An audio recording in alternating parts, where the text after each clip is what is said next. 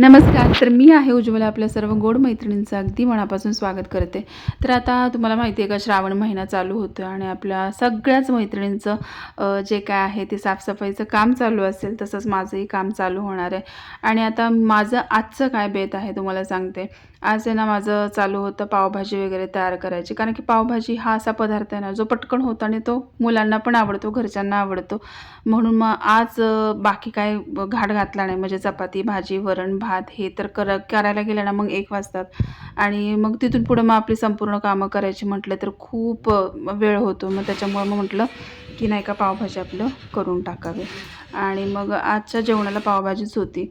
आणि मग माझं म्हणजे सकाळपासूनच चालू होती तयारी. जेवढी पण भांडी होती किचनचं आज सगळी साफसफाई करायची होती. कालचा व्हिडिओ तुम्ही बघितला असेल. जेवढी जाळी-जळमाट आहे, दरवाजा आहे, जे पण काय आहे ते मी सगळं धुवून पुसून घेतलं होतं. आणि आजचं जे आहे ना, ते आज मला करायचं होतं, भांडी काढायची होती. तर भांडी मी सकाळपासूनच काढायच्या तयारीत होते. जेवढी पण मांडणीवरची आहे, रॅकवरची आहे, सगळी भांडी काढून म्हटलं होतं की, आणि मुलं पण आहेत आज सगळं करायला थोडं हाताखाली. तर त्याच्यामुळं म्हटलं की चला आपलं साफसफाई पण होईल आणि बघा सगळ्याच गोष्टी होतील.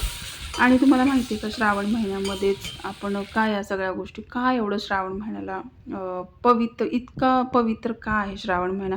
आणि एक सांगते तुम्हाला, श्रावण महिन्यापासूनच आपली जी पण आहे ती सणासुदीची रांग चालू होते. जसं की गणपती, नागपंचमी, दसरा वगैरे हे सगळं श्रावण महिन्यापासून जे आहेत ते सणसूद चालू होतात.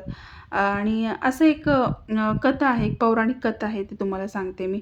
की नाही का, देव आणि दानवांचे जेव्हा समुद्र मंथन केलं ना, तेव्हा त्यातून सर्वात आधी जे विष निघालं होतं ते हल नावाचं विष होतं. आणि मग त्याच्यामुळं काय झालं की या विषाने ना सर्व सृष्टी जळू लागली. आणि मग महादेवांना मग त्यावेळेस प्रश्न पडला की काय करावं. तर मग त्यांनी विश्वाला वाचवण्यासाठी ना, भगवान शंकरांनी ते विष प्राशन केलं. केलं म्हणजे कसं की त्यांनी ते विष गिळलं नाही, तर आपल्या कंठामध्ये धरून ठेवलं. आणि मग त्यामुळं ते कंठ निळा पडला. आणि मग त्यांना तेव्हापासून ते नीळकंठ नाव, असं पण नाव आहे त्यांचं, नीलकंठ. तर मग काय झालं की मग विषामुळं काय झालं, महादेवांच्या शरीराचा दाह खूप वाढला. आणि हा शांत करण्यासाठी मग सर्व देवांनी ना त्यांच्यावरती पाण्याचा अभिषेक केला. आणि हा सगळा प्रसंग जो आहे ना, तो श्रावण महिन्यामध्ये घडला होता, अशी मान्यता आहे का. त्याच्यामुळं मग निसर्ग पण बघा ना, मग तुम्ही याच दिवसामध्ये पाऊस पडतोय आणि महादेवांवरती वृष्टी जो आहे तो करत असतो. म्हणून आपण पण आपल्या घरामध्ये या दिवसामध्ये जाळं जळमाटं जे पण आहे, म्हणजे नाही का, पावसामुळे होणारा ओलावा, बुरशी, घाण या सगळ्या गोष्टी आपण आपल्या घरातून काढून टाकल्या पाहिजे. आणि श्रावण महिन्यामध्ये बघा, सत्यनारायणच्या पूजेला पण खूप महत्त्व आहे. त्याच्यामुळे मग आपली जे पण पूजा विधी ज्या आहेत त्याच्यासाठी आपल्याला पहिल्यांदा घर साफ करणं गरजेचं आहे.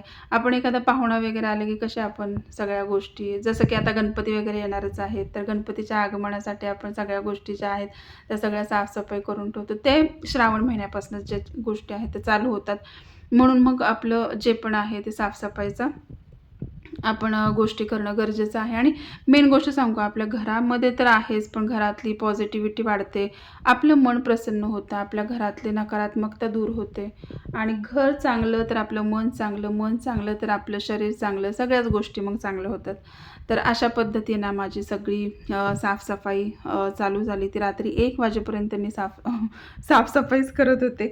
आणि खरं सांगते, साफसफाई केली की घर एकदम प्रसन्न होतं, मनाला एकदम प्रसन्न वाटतं.